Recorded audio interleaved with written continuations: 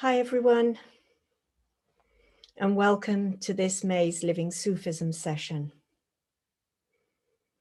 Our offering to the beloved community this month is the most right thing. What do we mean by the most right thing?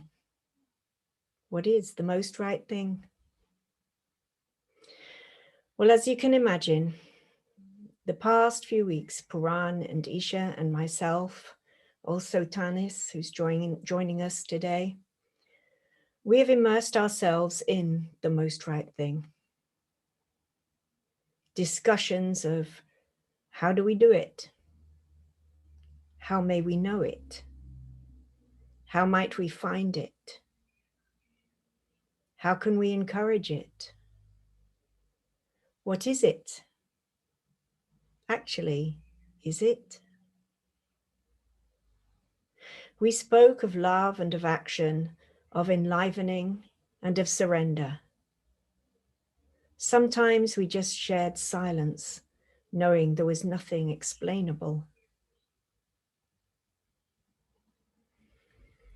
When I personally contemplate the most right thing, when I take it inside and hold the experience of it, rather than just unwrapping the words, what arises in me is, it just happens.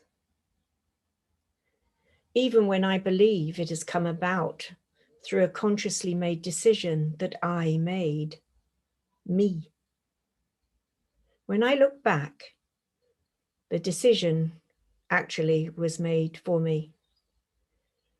The decision itself had already happened. I just cottoned onto it.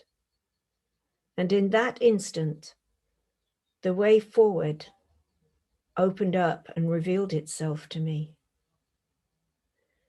The only choice I actually had was whether or not to turn up and take a step. And once that first step was taken, the next then became evident. And the movement simple. Sometimes for me, the most right thing arises with an experience of gnosis, that feeling inside, that deep knowing, like an instant premonition. You can keep avoiding its call. I can keep resisting the move it wants me to make. But that knowing will just keep coming right back until I go with it and resistance finally falls away, like birdsong dissolving in the air. In my experience, the most right thing isn't necessarily what we would like or what we would long for. It's not about hopes and wishes or dreams and imaginings.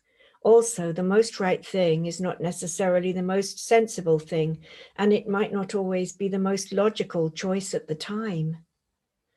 It may well involve hardship, difficulty, pain, awkwardness, challenge, and it certainly does not always meet with the approval or the acceptance of others. There are times when I feel outside of the most right thing field of play, and I just don't know how to get back in. Caught up and entangled in my own confusions. One of the things I do then is I speak with an oracle. I don't pretend I understand what the oracle wants me to do. The only ones that work for me usually talk in riddles much of the time. But that's also their purpose for me. They help me drop into the ocean of being, the spaciousness of my being and non-being, a place of stillness, the silence in sound, a presence, available and present in the timeless moment. And for me, that's the most right thing happening there. Inner presence, not outer construction. I believe that the most right thing is available all of the time, present, It's ready for me to find it and to step in. So let's step in together now and let's see what we might find. Puran?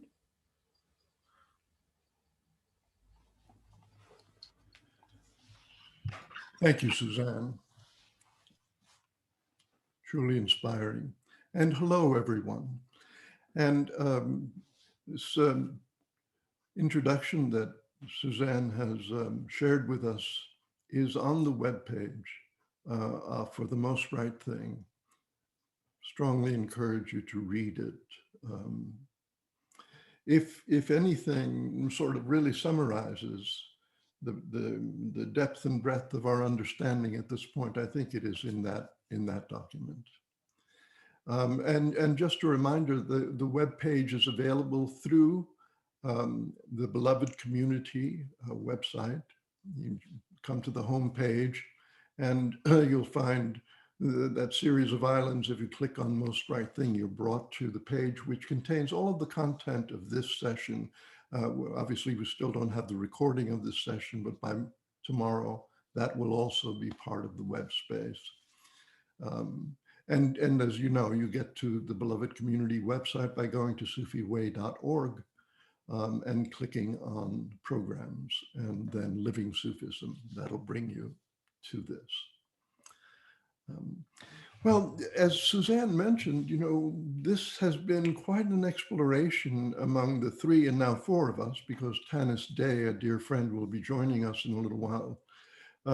This has been quite an exploration. And we found a couple of what we feel are very valuable ways of entering into one's own inquiry into what this might mean for oneself. What does it mean, the most right thing in my life? And the first sort of access point that we're proposing is something we're calling the sweet spot of action. This came about because in one of our meetings, Suzanne brought up this term, sweet spot, and Isha reminded us that this term actually comes from baseball, where it is understood that a baseball bat has a sweet spot, a particular location on that bat, where if you hit the ball at that spot, the ball will travel the farthest in relation to the energy of the swing. Not only will you get the best result by hitting the ball on that sweet spot, but the reverberations, the vibrations of the impact are minimized. When that doesn't happen, and some of you may have had this experience where you hit something and it just don't hit it right, the reverberations go right through the bat into your hand, sometimes in a very painful way. I mean, the pain of not hitting the sweet spot can go right up through your arms to your shoulders. Quite a jolt. So baseball players really long for being able to hit that sweet spot. I'm deliberately avoiding saying try to hit the sweet spot, because you can't try to hit the sweet spot. There's no way that one could do enough calculation, enough analysis through deliberation and will to know exactly where to hit this sphere that is traveling towards you, sometimes in excess of 90 miles an hour. So you can't try to hit that sweet spot. So if we use this idea as a metaphor, the sweet spot of action, as a way of understanding what we mean by the most right thing, we can understand that the most right thing in a given situation is that event, that occurrence in which the most benefit, the highest beneficence, to use a Sufi term, is shared by everyone in that situation. Or as Murshida Sitara liked to say, we should strive for the greatest net happiness. In other words, it's not sufficient that I want to be, it's like the net happiness in all of the constituents of this moment. Can we have the greatest net happiness?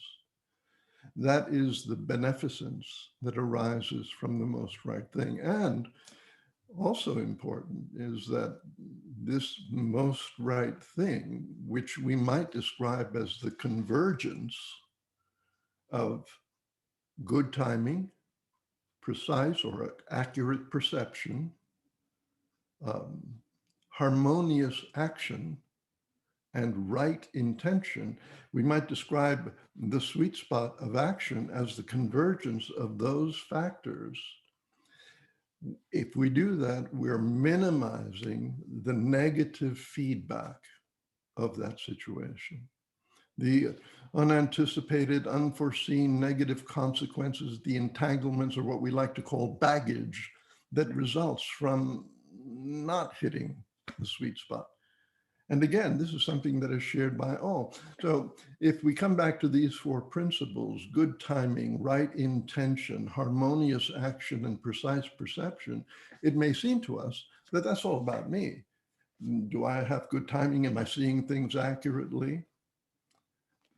A little bit further into this inquiry, we would discover, well, wait a minute, no, these factors, these principles of behavior are actually expressions of a collaborative dance, of a back and forth, of a give and take, of an embrace of the situation.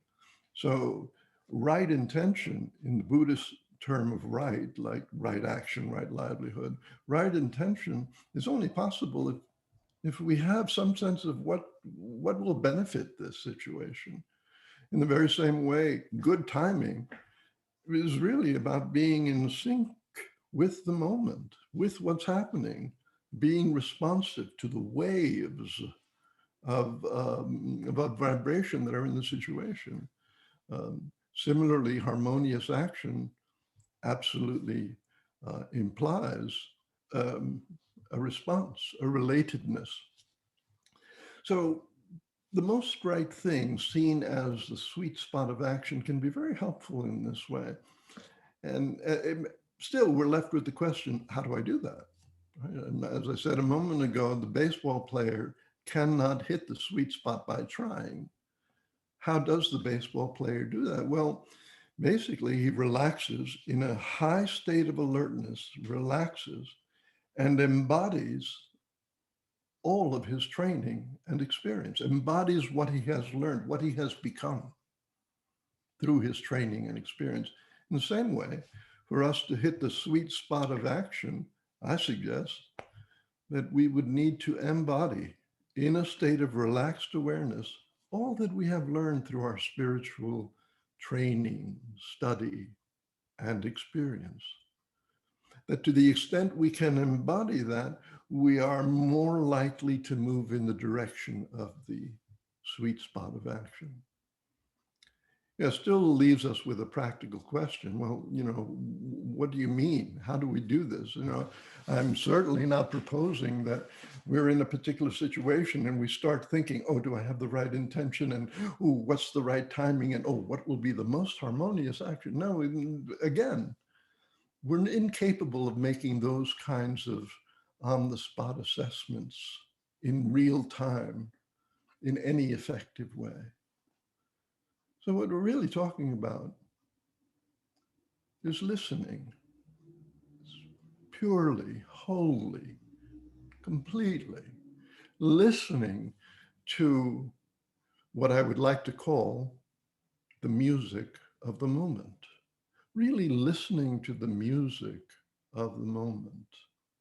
Um, this means, I think, um, recognizing that we have to stop listening to our own music or our own chatter and be fully attentive to what is before us. I believe, and it's just a belief, but I hold it quite firmly, that every moment, every single moment in our lives has embedded within it the most right thing. And that most right thing wants to be known. It wants to be shown. And it's calling us. That's what I call the music of the moment. It's actually very interested the moment is very interested in allowing the most right thing to manifest, because that is in the best interest of all concerned, past, present, and future. I believe firmly that if we listen carefully, we get better at listening, at hearing that music of the moment, and recognizing that our job is to be with that music rather than to deliver some objectively evaluated, oh, this is the right thing to do now. Why aren't you doing the right thing? It also happens sometimes that the music of the moment is faint, or that the music of the moment is in a key that I don't know how to sing in. And once again, more than ever, the need to open and listen and be available for when that music is calling you to sing it, to play it, to realize it, to allow it to resound in our world. It's important in this sense to remember that the most right thing is not at all something I do. If I'm concerned with doing the most right thing, it's unlikely for the most right thing to unfold, to appear, to occur, to flow. Ours is not to do the most right thing. In a way, I would even say it's to be that music.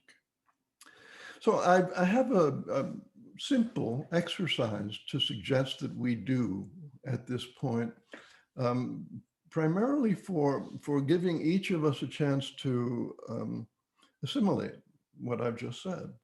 I hope that it's of value and that it will be useful to you. And in service of that, let me suggest this exercise. So relax yourself and sit relaxed in your seat. You don't need to look at the screen. You can lower your eyes, or if you want to look out a window, or the best thing to do is to put your eyes wherever you can put them so that you can turn your attention inward. Because I'm going to ask you, I'm going to invite you for a moment, just for a minute or so, to bring to mind in the imaginal theater, in the theater of your mind, so that you're not just recollecting, you're kind of reliving an experience you recently had where the most right thing didn't open, didn't prevail, didn't manifest. So just give this some thought for a moment and return to that experience without judgment, without criticism, and to the best of your ability, without any emotion at all. Just observe as if you were watching a closed circuit camera that had recorded the event. Do that for about a minute.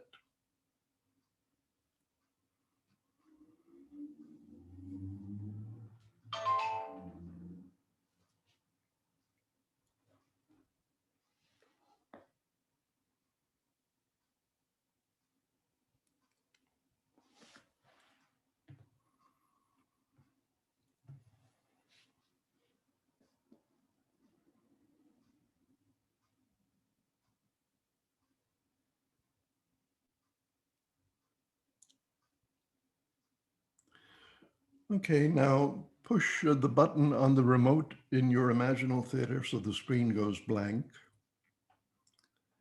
And now remember a recent experience in which the most right thing did open, did prevail, did reveal itself, did occur to the best of your ability to recognize it. And again, bring that scene up in your imaginal theater as if it were a recording from a closed circuit camera, and just observe it neutrally and without emotion.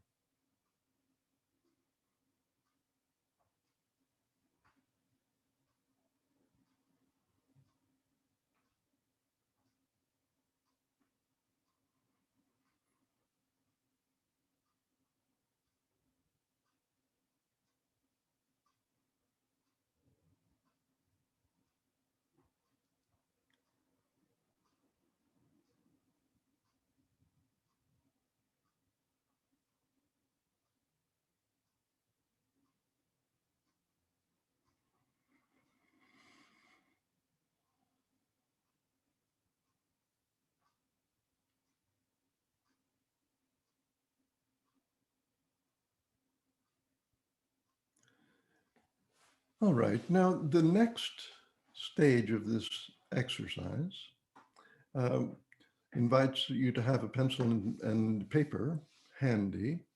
So please grab those if they're not easily at hand. Um, I'm going to go through this exercise briefly. We have a lot of other things to do here, but it is also on the web space so that you can refer to it. And you may feel like it would be helpful for you to um, develop this exercise on your own, to take 10 minutes or so in a more meditative way to complete this exercise. And it's very simple. um, I ask you to draw in the center of your piece of paper a star, whatever shape you want, and then draw, radiating from the star, several lines. Let's say at least 5 lines radiating from the center of the star. In a moment, I'll ask you to close your eyes and ask your deeper wisdom a simple question: how can I listen better? How can I listen better? Trust that your deeper wisdom will be so happy that you're asking it, that it will begin to give you answers. When a word or a phrase or an idea comes up, write it on one of the lines and then go back and ask again, what can I do to listen better? All right, so I hope by now you've drawn the star on your page, and I'll invite you to close your eyes. We'll do this for, let's say, 3 minutes, and it's just to get it started, and then we will continue.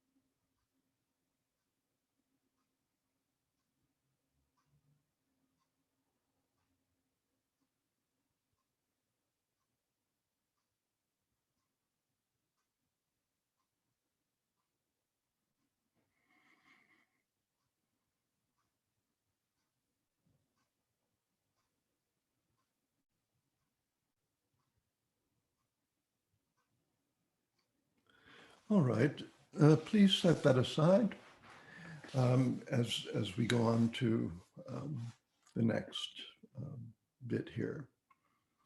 So a poem arrived amongst us. I think it was through Gabriel, who had sent it to Isha, who showed it to us, that immediately felt to us like, oh yes, this is singing that music of the moment. So we made a brief video of it, which I hope you will enjoy. Give me a moment and we'll share that with you as we move into the next phase of this experience together.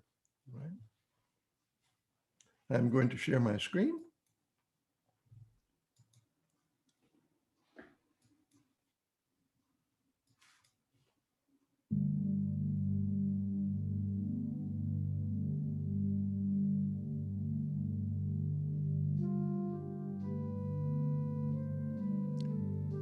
I don't know who God is exactly, but I'll tell you this. I was sitting in the river named Clarion on a water-splashed stone, and all afternoon I listened to the voices of the river talking. Whenever the water struck a stone, it had something to say, and the water itself and even the mosses trailing under the water. And slowly, very slowly, it became clear to me what they were saying. Said the river, I am part of holiness. And I too, said the stone, and I too, whispered the moss beneath the water. I'd been to the river before, a few times. Don't blame the river that nothing happened quickly. You don't hear such voices in an hour or a day. You don't hear them at all if selfhood has stuffed your ears, and it's difficult to hear anything anyway through all the traffic, the ambition. If God exists, he isn't just butter and good luck. He's also the tick that killed my wonderful dog Luke. Said the river, imagine everything you can imagine. Then keep on going. Imagine how the lily, who may also be a part of God, would sing to you if it could sing, if you would pause to hear it. And how are you so certain anyway that it doesn't sing? If God exists, he isn't just churches and mathematics. He's the forest. He's the desert.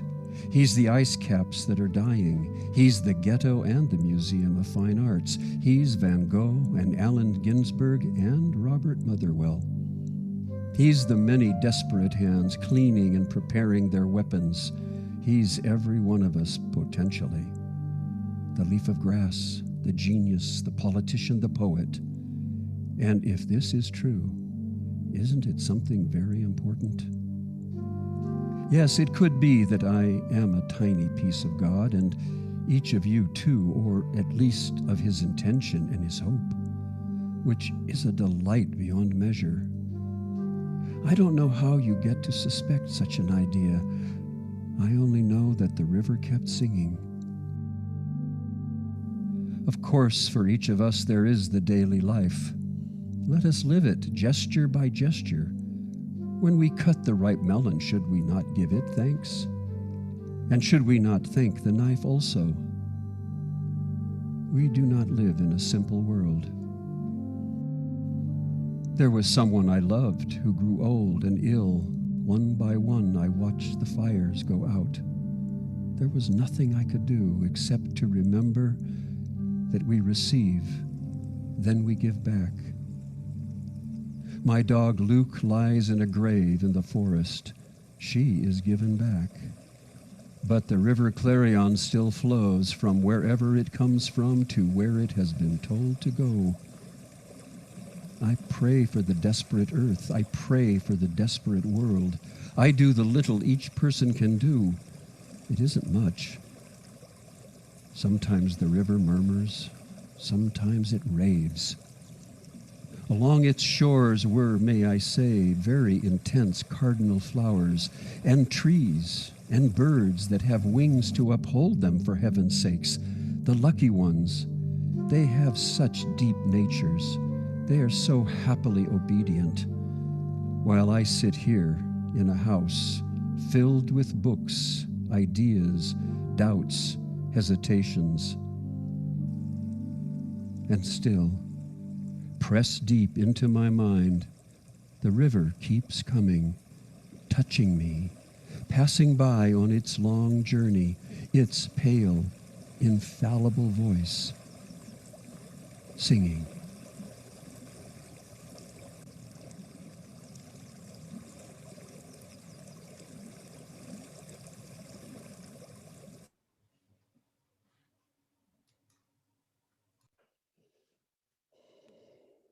Hi there, everyone. What was that line? Imagine everything you can imagine, and then keep going. So right now, I'd like to, in fact, ask us to imagine a world with charm. A charm bracelet. He or she is charming, Prince Charming. Once upon a time, there was a charm school for young ladies. Allurement, attractiveness, attraction. A manifestation of magic, protection. The snake charmer, a lucky charm. For me, it was a rabbit's foot. And for a little fun, a fundamental quark holding an electrical charge. Also the flavor, yes, they actually call it the flavor that characterizes the particle. Well, there are, of course, many, many more. But for now, having reminded you of all of those, let's set them all aside. For today, charm is something entirely other. Charm is one and a multiplicity. Charm is a noun, a verb, an adjective, subject and object, subjective and objective. Charm is the way towards and a state of being. Charm is the movement of the wave and the moment of the particle. Charm arises as a synchronous flow of events resulting in an embodied awareness that in all this mysterious world, we are where we are at the right time, and all is in its place. I'll repeat that. Charm arises as a synchronous flow of events, resulting in an embodied awareness that in all this mysterious world, we are where we are at the right time, and all is in its place. Now, this awareness is not a metaphorical imagining, but an actual potency. An actual potency, a charge that activates within our body. And in that activation, the imagined becomes real. When we find, when we do, when we are that most right thing, we sense a lightness of being, as if our world is enlightened from within. Grace arises all at once, unbidden, as the charm of that moment manifests, embracing all as one. That lightness of being is both the cause and the effect. It is both the way and the destination, manifesting in the most right thing. Our experiential will include 3 contemplations to approach this charmed state. Each of them will only take a couple of minutes, and if any or all of them strike your fancy, they will be available and up on the website that Puran referenced earlier. Now, as we begin this first contemplation, for now, please close your eyes. And just for a moment, sit quietly with your breath.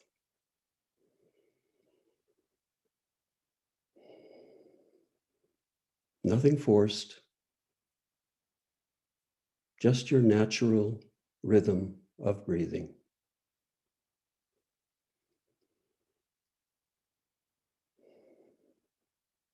Feel it flow in. Feel it flow out.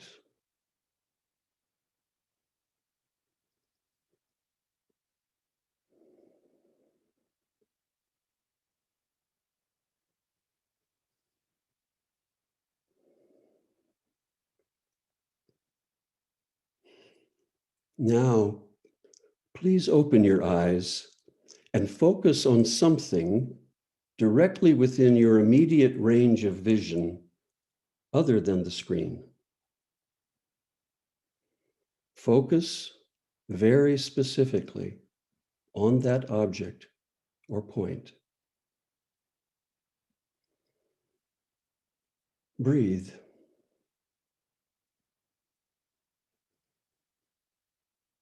We begin by attending with the eyes on the specific, on the certain.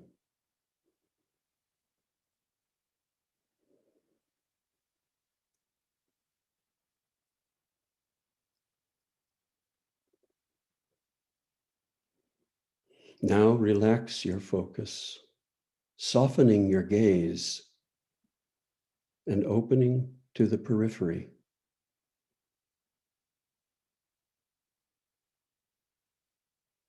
Breathe.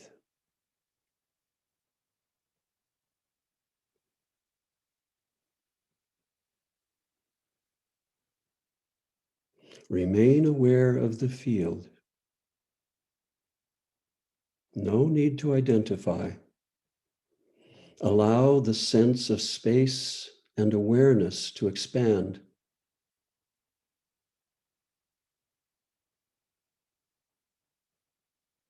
Allow the present and presence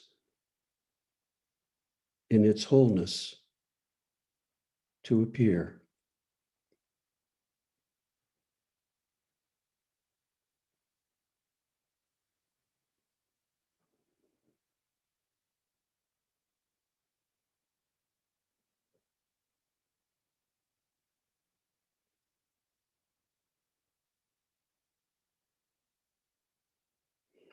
As we begin the second contemplation, you can close your eyes.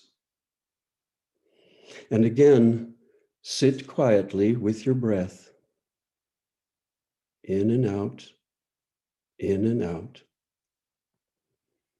We attend with our ears to the specific sound, focusing now only on the sound of my breath, the sound of my voice, the certain. Eventually, as my voice ceases, allow your awareness of the sounds around you to open. Then, relax the focus on any one sound. Allow your awareness to include all the sound. Release identification. Allow the sense of space and awareness to expand. Allow the present and presence in its wholeness to appear as my voice ceases.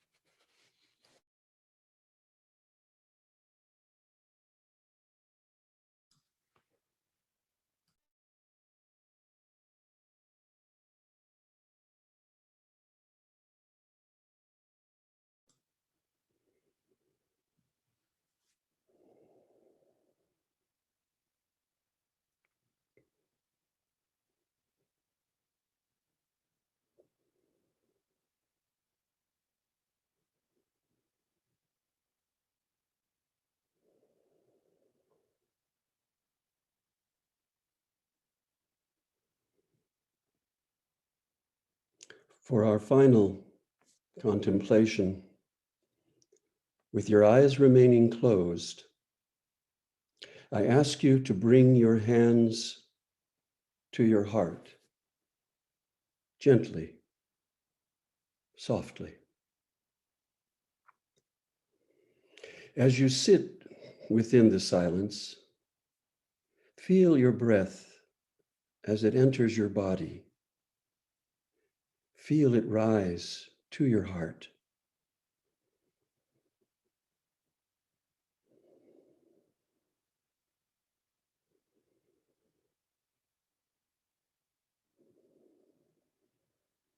The movement of your breath, offering life again and again into your heart.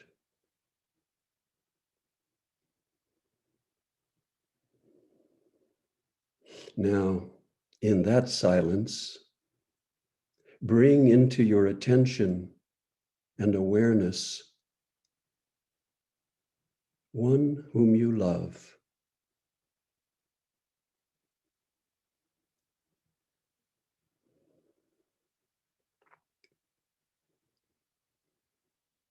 Your heart attends to that one you love, that individual, the specific, certain.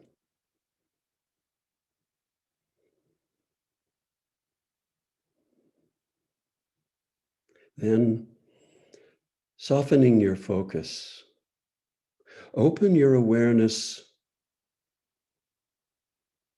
to others you love and who love you.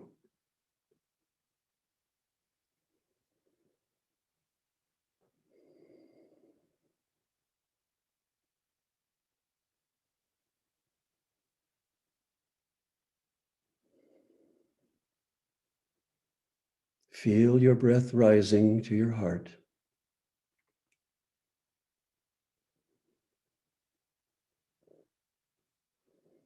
And now, opening your embrace, your awareness to the entirety of the community of life, to the beloved community. Allow the sense of space and awareness to expand evermore. Allow the present and presence in its wholeness to appear.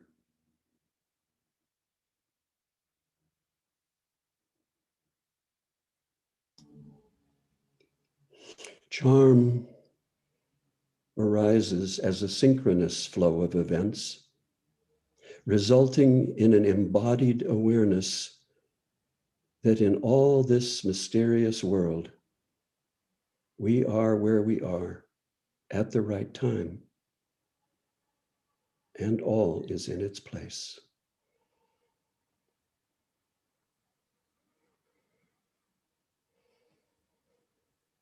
Suzanne?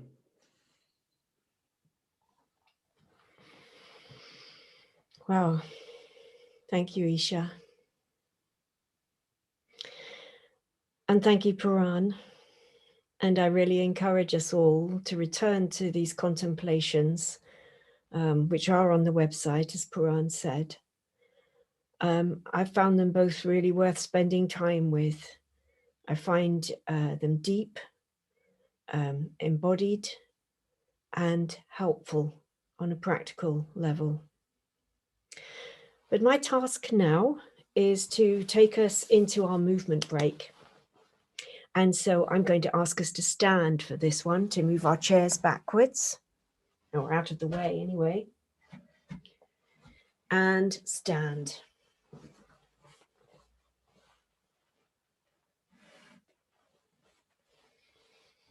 And I invite us to stand like a tree. Feel your feet strong, toes reaching into the ground. Balanced holding your own weight. Nourished from your roots, through knees and hips, with back and belly bending with the wind. An imaginary wind blowing this way and that way, gently, to the left and to the right. Turn your face towards the sun.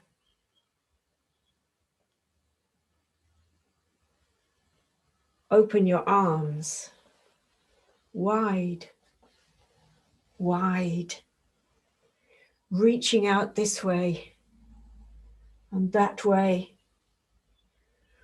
wide, reaching out, and allow them to sway side to side, air moving through your fingers like leaves in the breeze.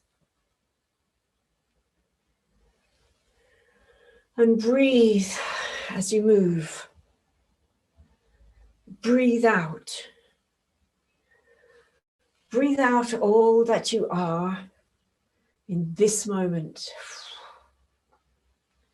Breathe out. And breathe. Breathe in.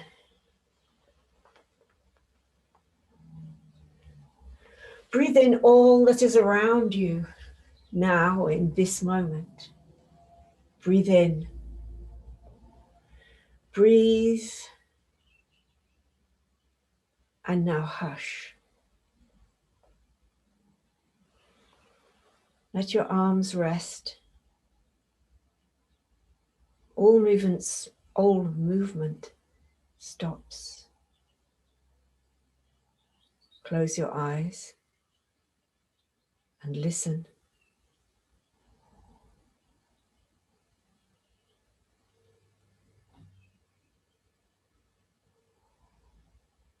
And in that silent, still space, step forward into what is yours, the most right thing.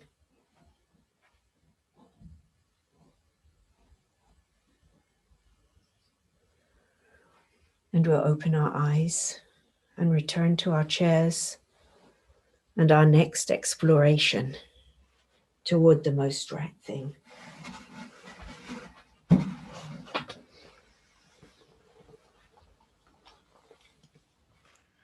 Thank you, Suzanne. As we continue, may I remind us that we're here on behalf of and in service of beloved community. If you haven't read this wonderful essay of Pir Elias, Beloved Community, if you do nothing else today, please read that. You'll find a link to it on the homepage of the Beloved Community web space. In it, Elias says, the beloved community is all around us, and it is not here yet. We could also say the most right thing is always happening, and yet. And to bring the beloved community into focus, we thought we'd have a conversation with a dear friend. Tanis Day is a spiritual teacher, a healer. She also happens to be a PhD in economy, so she's an economist and has worked as an economist, which makes her one of the coolest people I know, and also a very dear friend. Some years ago, Tanis and I were exploring the divine names, the beautiful names of Allah, all of the different attributes through which we come to know Allah. And she was inspired to develop an exercise for her students at the School of Energy Enlightenment, for her students to explore love through the attributes of love, the faces of love, she calls. So she developed an exercise called 52 Faces of Love, which we're going to share with you. And so we thought we'd bring her on screen and invite her to say a bit about the genesis of this. Welcome, Tanis. Hi, Puran. Thank you. Thanks for having me today. And that was really lovely. I loved moving like a tree. That was delightful. Indeed. And it's great to have you here, Tanis. I mean, this is beloved community, isn't it? That we all know people who know people who know people who do amazing things. Absolutely. So tell us a bit about how the 52 Faces of Love came into being. Okay. So in working with people, one of my goals is that people come to embody spirit or higher consciousness or God or love, however you want to put it. And in embodying, people need to be able to feel and experience what is of that spiritual loving nature. But I was finding that the word love, it's a 4-letter word. It can have problems, and people get, love sort of gets relegated to Mother's Day or evenings and weekends. It's not really in the meat of life. But of course, in the spiritual path and the spiritual journey, it is the absolute meat, bones. It's every atom of life. And so I felt as though I needed to explore for myself. It had seemed for a long, long time that the word love was more like the word nature or the word sports. What were we talking about? Was it baseball or planets? And so I wanted to really channel from that field of infinite potential a series of words, each one of which was an expression, a true expression of the energy of love, the truth, the consciousness of love, but that turned up in different ways in people's lives. And at that time, I was looking for a practice I could design that would be a year-long practice, because if a person really dedicates to something for a whole year, they're very transformed by the end of it. So I was looking for 52 words, one for each week of the year. And I went into a deep connection and began to allow vibrations to land in me and the word to arise, because every word is a template of consciousness. It has a sort of waveform vibration that goes with it. And you can feel the inner experience of each of the words. They feel different, but they all come from love, and they are all expressions of love. And so I created this list of the 52 faces of love. And so the goal of the list originally was for a person to, you could go through them linearly or, pick a word, but live with one word for a whole week. So suppose that the word was tenderness. If you live with the word tenderness every minute of the week, you're taking it into business meetings with you, and at red lights in traffic jams, and when your children are creating chaos around you. And in those moments, rather than go to whatever your habitual responses were, the idea was to use the energy of, say, tenderness in that moment, so that over the course of those 7 days, a person would really come to be able to really deeply understand what tenderness feels like, and the vast array of opportunities that there is to employ tenderness as a response to the moment. And it's quite an interesting exercise, actually. It's a good way to break down old habits. And in this particular purpose, it's a very good way to guide one towards the most right thing in the moment. Because for me, the most right thing in the moment must be coming from love. Otherwise, there is a better thing that I could be doing in that moment. If it's not coming from love, I should dip again into my habits potentials.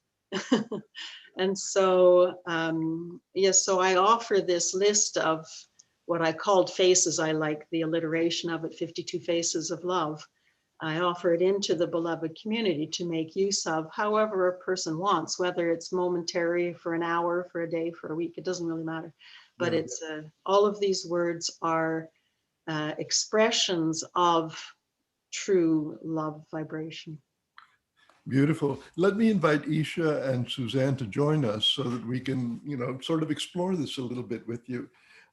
For me, I'm very taken with how you focus on the feeling of the word, not the meaning of the word, but the feeling of the word. Suzanne, Isha, how do you see this? Well, I of course reverted back to thinking about the for a moment, thinking about the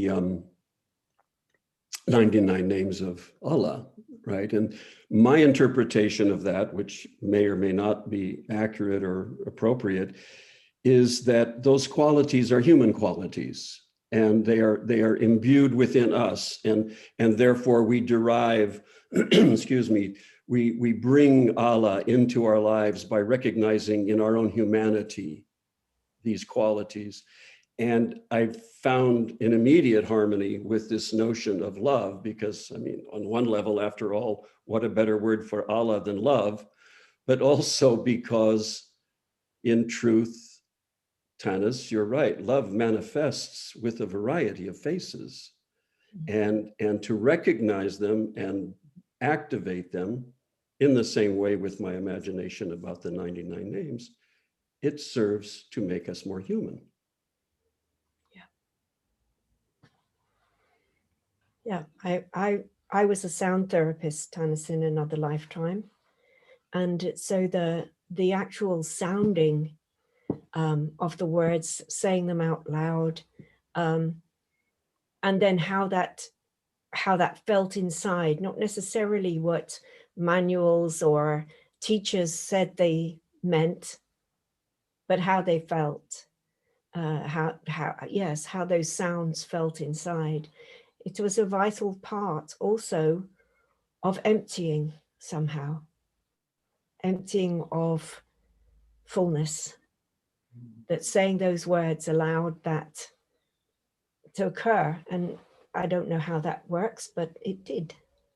Yeah. Yeah, that's beautiful.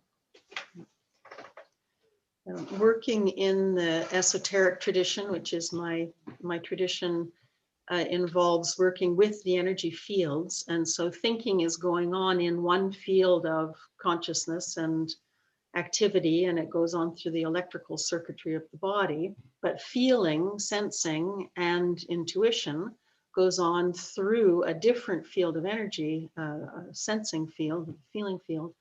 And we can have a feeling generated by a thought, we can have a thought generated by a feeling.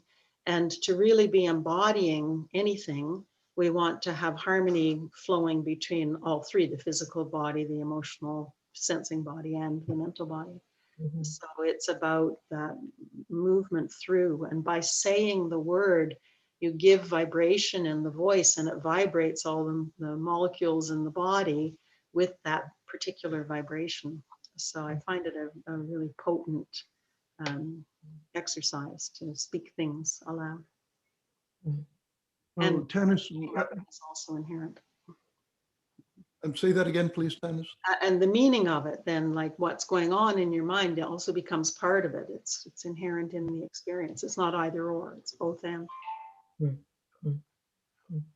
And this idea of somehow integrating these various fields in which we exist, will this help us, do you think, to recognize when the most right thing is in play and when it's not? Absolutely. Yeah. I would say the most right thing is coming from our own fields of higher consciousness, of spiritual consciousness, of origin, however you like to think of it. It's like we are spirit before we are human and physical. And though that big fields are still present in here, this is what we know when we go into that deep core place. It's that small, quiet voice or loud, booming voice, but it's the thing that's not coming from the dense complex physical human world, but coming in alignment from the bigger fields of spiritual consciousness. So it is very much, for me, the right thing always has that upright. It's in that alignment, that straight North Pole, South Pole alignment, which is how the fields are actually structured. They have this central axis. And when we're aligned with that, and when our whole being is aligned with that and aiming to be embodying the energies of the bigger fields, the more spiritual fields, then knowing, being guided into the most right thing in the moment. It's exactly what you've all been talking about in everything that you've shared so far. And you know, that it is there, and we can align with it and allow it to arise through the denser, more complicated human fields. Yeah. If, Sorry. please, go ahead, Suzanne.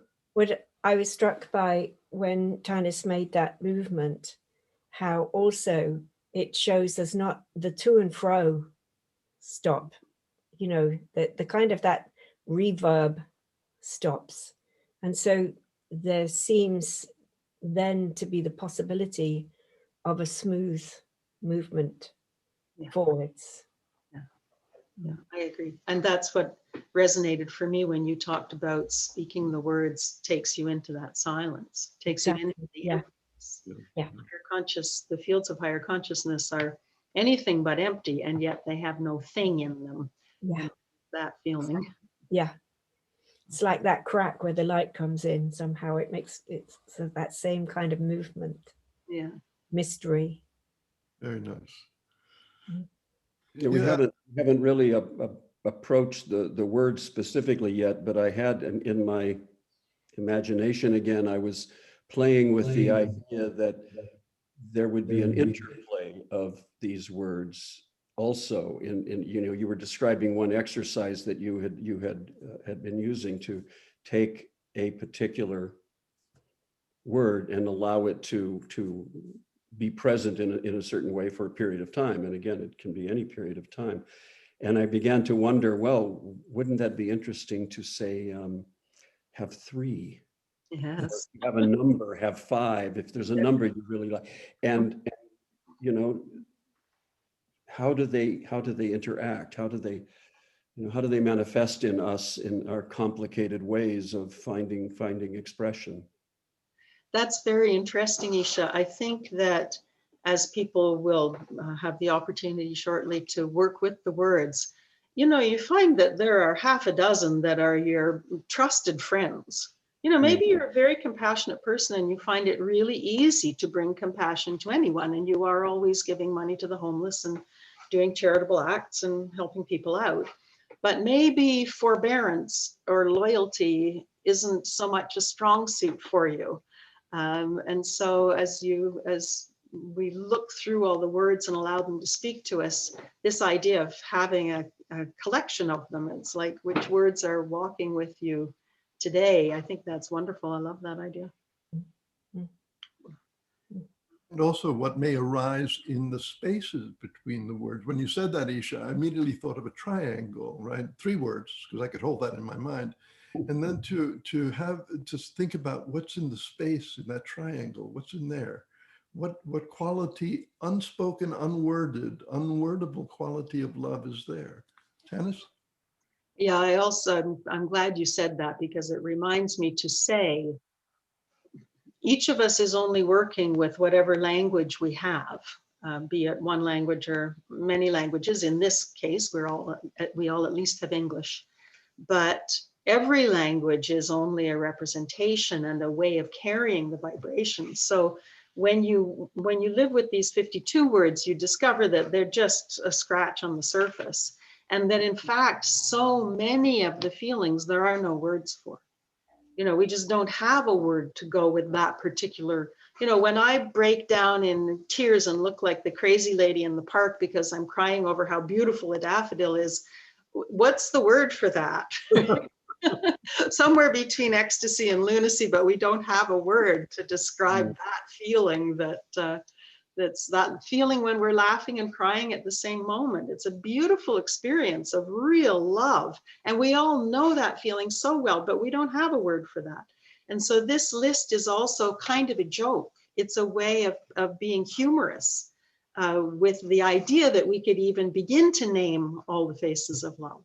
You know, and if we really wanted a comprehensive list, we would have to have on that list the blade of grass and the old shoelace and the dirty sponge and the beautiful apple blossom. It's like really all the words are words of love. And the stubbed toe. And the stubbed And toe. the bruised ego. Oh yeah, especially that one. That one needs tenderness. Yeah. My dears, we could continue with this on, and God willing, we'll have the opportunity to meet and talk again this way. Thank you, Tanis, so much for this inspiration and this guidance. I particularly love that your sense that the most right thing is always going to be some variation on love.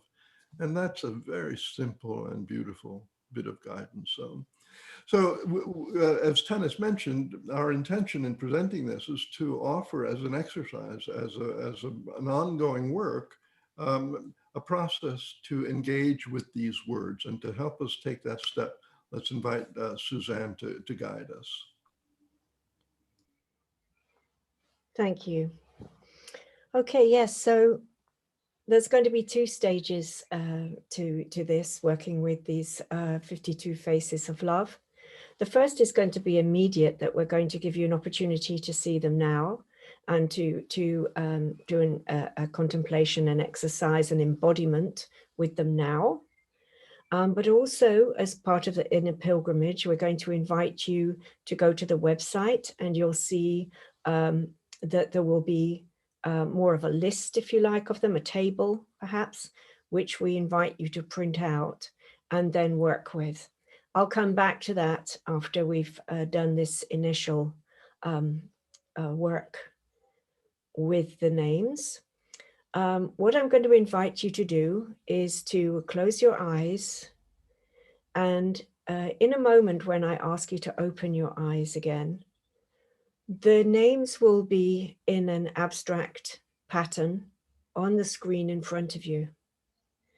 And what I'm going to ask you to do, as I say in a moment, not quite yet, is I'm going to invite you, when you open your eyes, to look and see which of the words immediately jump out at you. But then look behind those words and see if there are other words that are really calling you. And what I invite you to do is to speak the word out loud and to find the word that is calling you. And when you have found that word, to please write it down. So I invite you to open your eyes now and see the words and select the word that resonates when you speak it, and write that word down.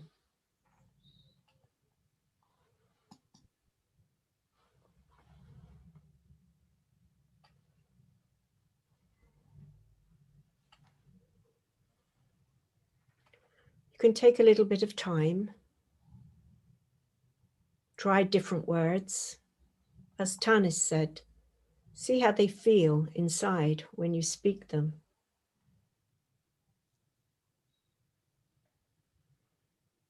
Which word is calling you?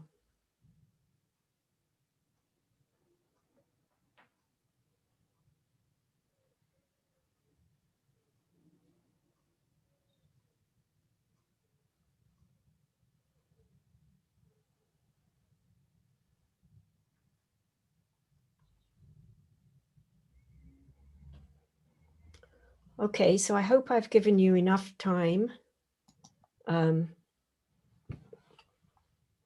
with this picture of the words. And I just would like to explain now a little bit about how we're taking this home, our chilla, the inner pilgrimage. I want to remind us about the chilla.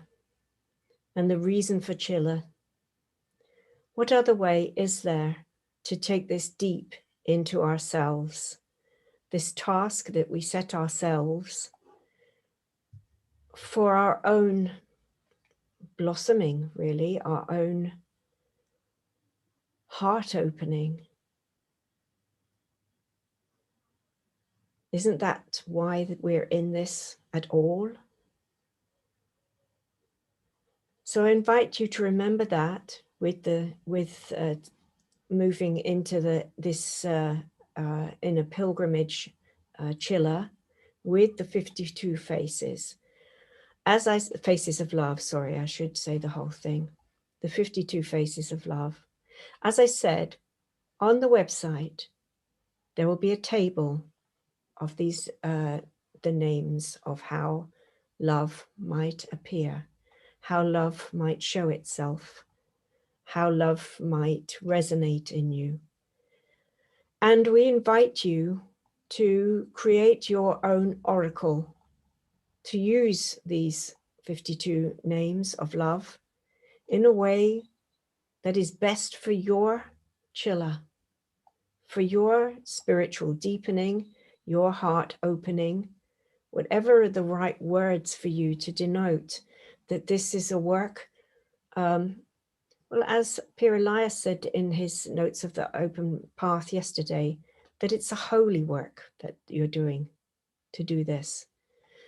So we invite you to use the table to create. You may, for example, print it out on card, and then you may turn the cards upside down. You might do a beautiful design on the back, and then you might simply use it as an oracle and take a card out as and when you feel you want to step into that resonance of that word. But we do plead with you to speak the word out loud, to embody that experientially, not just to have it in the mind, because they are all abstract words and we all do live them out differently. So we really encourage that you do that. So as I said, it might be a table. You might just decide to do them on paper, print them out on paper, curl them up, put them in a box, pick one out. Or you might decide, as Tanis suggested, to really and truly go through one a week, live with one for a week, enliven it. So that's our hope for, and our offering for you for this month, for the Chilla, for the inner pilgrimage, an oracle of the 52 faces of love. And thank you very much to Tanis. We're very grateful that she has offered us this beautiful gift for our beloved community. Thank you. So let's all say our goodbyes and greetings until next time. Thank you. I want to add my thanks to yours, to Tanis, for so many things, but also to all of us, because as it becomes increasingly clear, this beloved community is both known and unknown. Before today, some of you, most of you probably didn't know Tanis, but she was there in your community, in your beloved community, like that. You know? And for us to continue to explore, to open to those possibilities. Next month, the first Sunday of June, we will be finishing this series of Living Sufism, although it will not by any means be the end of our journey. Obviously, we will continue in some way or another. And our theme for that session, our final session, is Whoosh and Wish, also coming from an essay of, from the Notes from the Open Path of Elias, which again, there's a link on the web space, and you may want to read that before we gather to whoosh and wish ourselves into beloved community. Before we whoosh off into the next phase, there's something I would like to say about this most right thing business that we've been on about. One curious thing about it is, in fact, that this topic is the only one of the 6 that we've done in this Living Sufism series that is not specifically based from one of Pierre Elias's lectures coming out of, or one of his notes on the open path. We had deliberately chosen the beloved community and using the notes as our motif. And somehow, and for some mysterious reason, this particular topic wasn't there verbatim, wasn't there as a clear a subject to work with. And from the beginning, it intrigued me, and if you'll pardon a little personal play on it, what charmed me about it is that it was not the best thing, not the right thing, but is that it was that we were trying to do the most right thing, perfectly in the moment, that most right thing. And as that quote from Shams Tabrizi says, you take that first step, that's all you worry about. The rest will show. And that was the lead in for us, I think, with this most right thing. Thank you all, and Yeah. see you soon. Thank you. Blessings. See you next month. Thank you so much for being with us. Yeah, thank you. Bye-bye. Bye-bye.